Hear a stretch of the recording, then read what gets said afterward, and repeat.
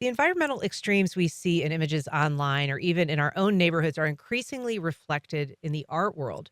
And in fact, a new exhibit at the Cummer Museum of Art and Gardens showcases this very diversity, biodiversity, and also stress on the environment. Here to tell us about it, we're joined by Trevor Schoonmaker, exhibition curator and director of the Nasher Museum of Art at Duke University. Good morning, Trevor. Good morning. Thanks for having me.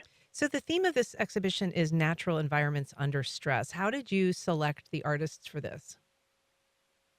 Well, since I started the show at the Nasher Museum in Durham, North Carolina, I really started thinking about what would be most relevant to our local community, but also in a global context. So there are 30 artists that are connected to North America and the Caribbean that have historical connections, cultural connections, ecological connections to this region. Okay, and so what qualities were you looking for in choosing them then?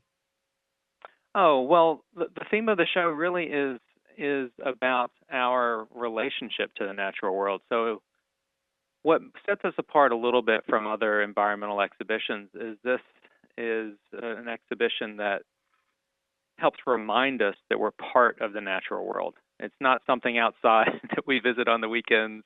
We're part of the ecosystem. We have an integral role to play. So it really looks at it through a cultural lens in a way, the way that the land, the water, our food, our practices, our traditions, they're so influenced by nature. They're so influenced by the land that we live on. So they actually influence our sense of self and who we are. They shape our identity. They shape our personal identity, our collective identity, our cultural identity. And being able to see oneself in nature, I think hopefully will enable people and inspire people to care for it. And so these are, artworks produced on a theme or at least curated around this theme of nature and the natural environment, but you have really diverse artists. Tell us a little bit about the different styles that are part of this exhibition. Yeah, the show really focuses on the diversity that you mentioned. So there are 30 artists. They are from a wide range of cultural backgrounds, but also artistic backgrounds. And so you're going to see different media. There's video, there's photography, there's painting, there's sculpture, there's installation, you name it. I mean, the point of this is really about the significance and the necessity for diversity. So the art had to really speak to the importance of cultural diversity and the importance and the criticality of biodiversity through the diversity in the artwork itself. And so are these artists typically working around themes of nature, or is it just sort of a piece that you found that coincidentally aligns with the theme of this exhibition? You know, it varies a lot. As curator, sometimes you cherry pick a work that really just beautifully speaks to the theme that you're addressing, the story that you want to tell. As a curator, you're a storyteller, and the artists themselves are storytellers. So some of them have been really environmental stewards for decades and have been working deeply within this concept and these themes forever. Some have made recent works brand new for the show, and others have are best known for different practices, but they made this work that speaks so eloquently to it. So it's a broad, it's a big research project to bring in works really from the early 70s to the present. Oh, A interesting. lot of it is, yeah, a lot of it is new, but it's really showing about this engagement um, in a multicultural fashion across the board for quite a while.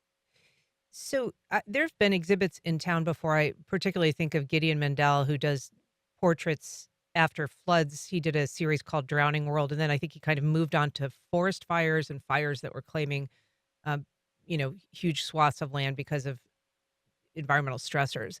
And those are powerful portraits. Um, they're also kind of, bleak.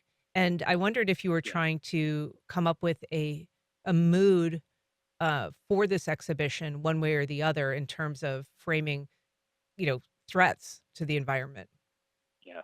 Yeah. So obviously you have to address the serious nature and the critical nature of the environmental struggle that we're in right now. But if anyone visits the show, when they visit, you'll see that it's an incredibly hopeful show. And it's not, these artists are not naive because they're deeply, deeply immersed in these issues. So they're really able to say all of the answers are here. They're before us. It's up to us as humans to save ourselves. The planet's going to save itself, and it's going to live on probably longer than humankind. The planet's trying to save us, and we're maybe not allowing it to at our best capacity. So there's a lot of hopeful messages, and it primarily is that, because I think one of the takeaways, you want people to leave here and feel like they can do something. Every little bit helps. If you plant a native plant in your garden instead of an invasive one, it makes a difference. It supports the local biodiversity and ecosystem.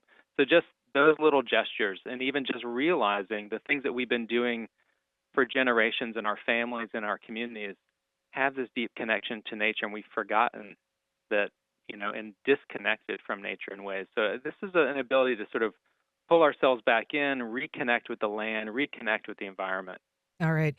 Well, it's Trevor Schoonmaker. He is going to be in town December 10th, but the exhibit at the Cummer is called Spirit in the Land, and it runs through February 9th. Thank you so much for being here. My pleasure. Thank you.